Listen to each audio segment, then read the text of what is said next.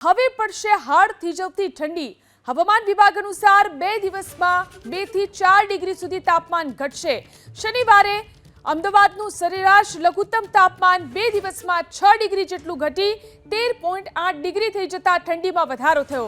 આગામી 3 દિવસ અમદાવાદનું લઘુત્તમ તાપમાન 15 ડિગ્રીની આસપાસ રહેવાની હવામાન વિભાગે આગાહી કરી છે।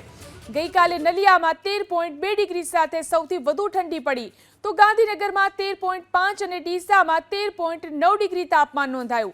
આગામી 2 દિવસમાં તાપમાન 2 થી 4 ડિગ્રી સુધી ઘટતા ઠંડીનું જોર વધશે। આ પછી 5 દિવસ તાપમાનમાં ફેરફારની સંભાવના નહીવત છે।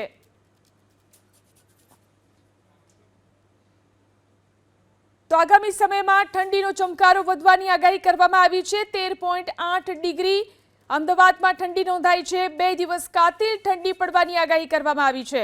2 દિવસ ઠંડીનો ચમકારો રાજ્યમાં અનુભવાશે।